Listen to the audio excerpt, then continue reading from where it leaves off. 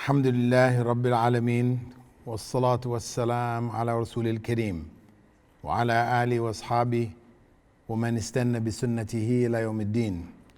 All praise is due to Allah, and may Allah's peace and blessings be on the last Prophet Muhammad sallallahu alaihi wasallam, and on all those who follow the path of righteousness until the last day.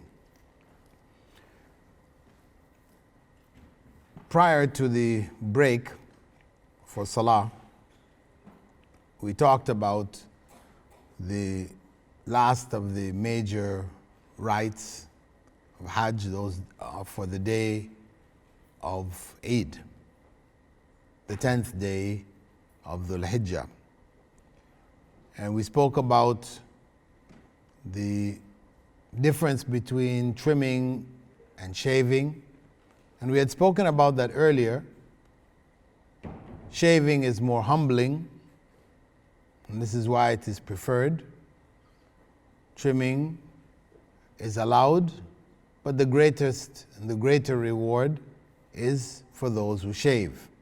And this is specifically for men. For the women, it is trimming a portion of the hair gathered and cut. Shaving was not prescribed for them.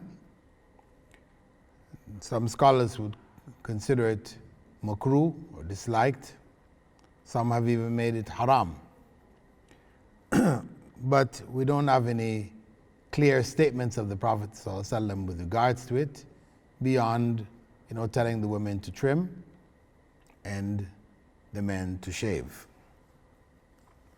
And as we said, this symbolization that is there in the shaving is linked to the other time in our lives when our heads were shaved.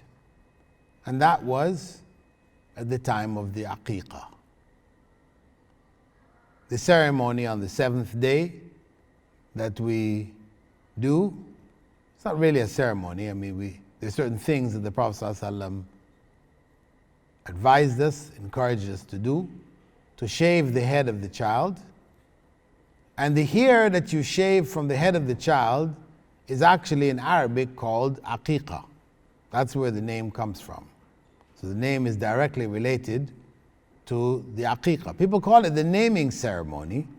And so sometimes they won't even shave the head of the child. The women may feel that it's a girl and she doesn't have much hair on her head already, so it's better not to shave it, So, they may be resistant to the shaving. But the whole point of the aqiqah is to shave the head of the child. You don't shave the head of the child, you didn't do aqiqah. Simple as that. So shaving the head of the child, then giving its weight in silver or gold as charity, and naming the child at that time, slaughtering an animal, 2 for males, or 1 if that's what you can afford, and 1 for females. The food is, it could be cooked up and given, shared with neighbors and others, eaten from yourself, or the meat itself could be divided up and given. Anyway, the point is that on this day, we are slaughtering an animal and shaving our heads. It reminds us of that day. When that head was shaved as a child, it represented a new stage in life. Having been in the womb, that was the hair that grew on our heads when we were in the wombs of our mothers. Now we are doing the rites of Hajj and concluding those rites, or part of those rites, again now with slaughtering and shaving. And we know that the Hajj symbolizes a new start,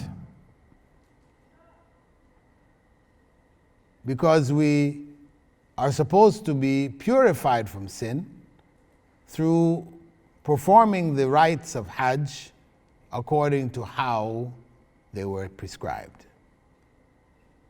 So there is that link, like a new lease on life. And part of what should remind us to be careful to stay on track after the Hajj. So Hajj is not just an event with no real impact on our lives. Following that, we have Tawaf al-Ifada.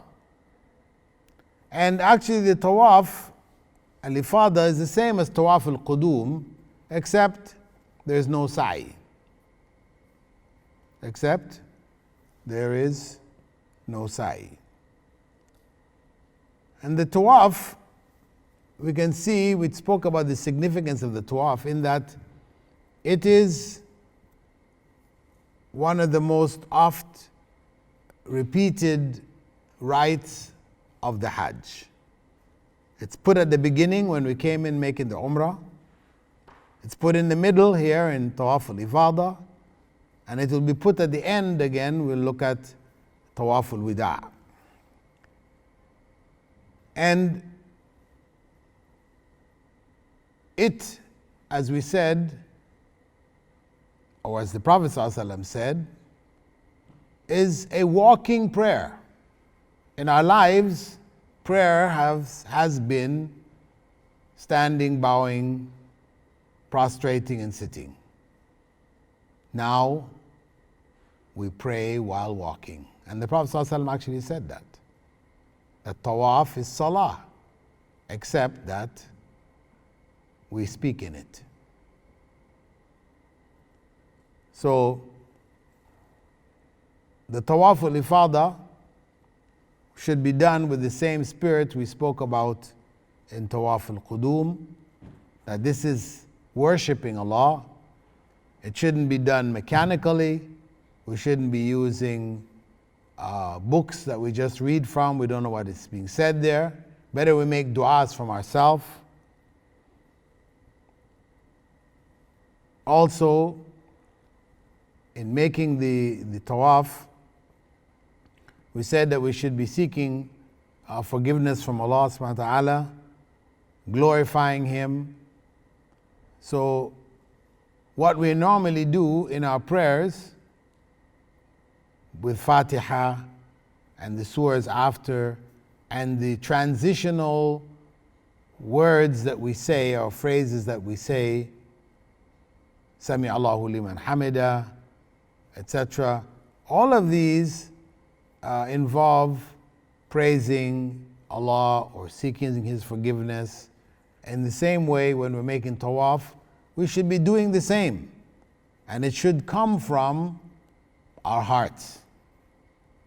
Because repeating after somebody, which is the common practice, people get in groups. One person buys the tawaf book, which tells you on the first tawaf, and they've got a different dua for every tawaf, for every tawaf of Hajj and Umrah and etc. When actually these are not prescribed. They have good meanings, most of them, but they're not prescribed. So people have taken those to be necessary du'as to make. But the best du'as are the ones which come from ourselves. Because we're calling on Allah, we're seeking His guidance, seeking His forgiveness. It can only be done effectively and sincerely if we know what we're saying. And the tawaf links the Hajj from beginning to end, and it addresses the issues of change that should happen in us. We should be calling on Allah's help to make this Hajj acceptable and a means of change in our lives. And the last Tawaf, Tawaf al-Wida'. This is the concluding act of Hajj before leaving Mecca.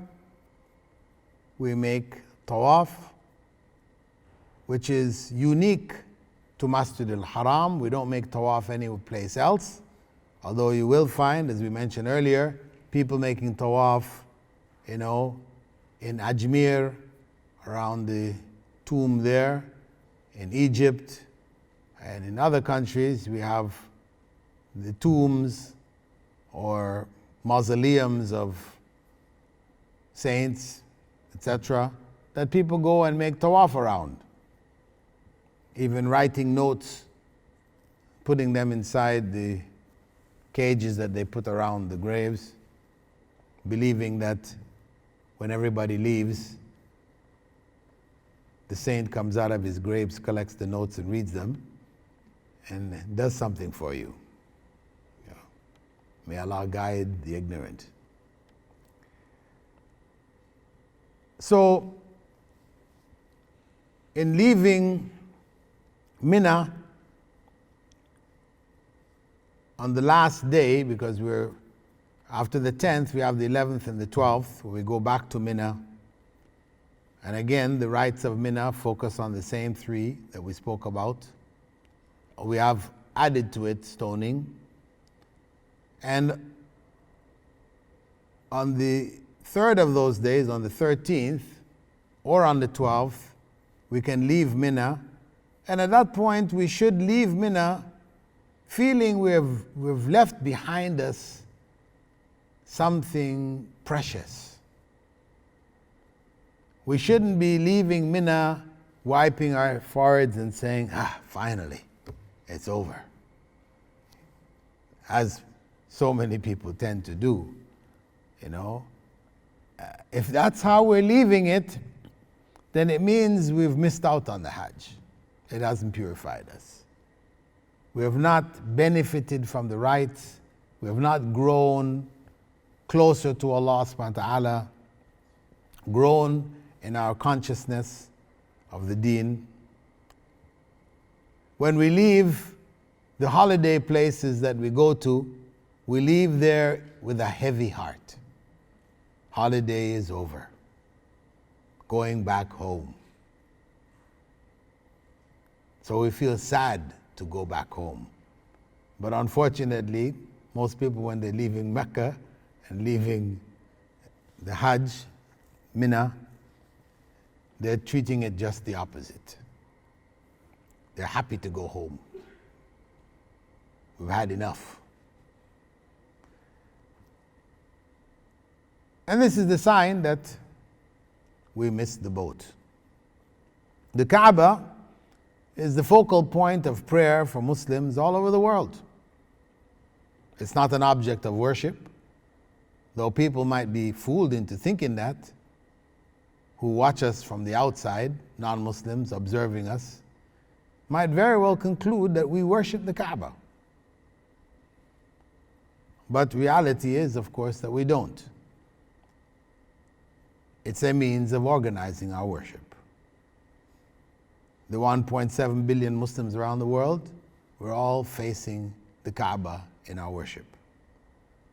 But the vast majority of Muslims will never see the Kaaba. So those of us that manage to get there and actually see the Kaaba with our own eyes, this should have real value in our lives. It should touch our lives. There are a number of figures in the modern times of people from the West, etc., who accepted Islam and came to Mecca, and they've written about their impressions, how it impacted on them. It's good to read some of their stories to better understand the way we should be feeling. The Kaaba represents Tawheed. There's only one. As there's only one Allah, there's only one Kaaba. There's only one human race, And there's only one religion. It's Tawheed in its completeness. Now I'll give you a chance to ask some questions if you'd like to ask. Also to mention that this course on the soul of Hajj is available on the Islamic Online University's website among the free diploma courses. You can take it there, where I go into more detail. Another course which I'd given here a few years back. And I've gone there into Medina also, because for a lot of people Hajj is not Hajj unless you go to Medina. This time here I've just focused on Mecca, the actual Hajj. But that is added information. Most people who go end up going to Medina also. So there's additional information there about what is to be done there, the significance of the various places of ziyarah, and the rewards and benefits from visiting Medina. The Islamic Online University fundamentally is a free university providing free courses on Islam for over 250,000 students around the world. It also provides courses at almost free costs which are just registration fees, about $150 per semester, meaning that it's about $1,200 here for a degree, an accredited degree. We also, if you are in one of the third world countries, it's only $70 per semester, or it might be $80. The rates have been set according to the GNP of the various countries around the world. So we do offer Islamic studies, as you can imagine. It's called Islamic Online University. So we have Sharia as a main bachelor's program that we offer. We also have masters in Sharia, Islamic studies. But we also offer a bachelor's in education, as well as Islamic banking and finance, also in psychology, information technology, business administration, in Arabic language and linguistics. These are the courses, and we are adding new courses each year, ultimately to be able to teach whatever can be taught online, make it available to the Ummah. The motto of the university is changing the nation through education. And we are reaching out to various communities, Muslim communities around the world. Right now we're focusing in Africa as well as in Asia. And we're trying to provide access to tertiary education to those who normally would not have it. It's not merely to make it cheaper for those who could afford it, but fundamentally it is for those who can't afford it, and it will give them the opportunity to be able to get it.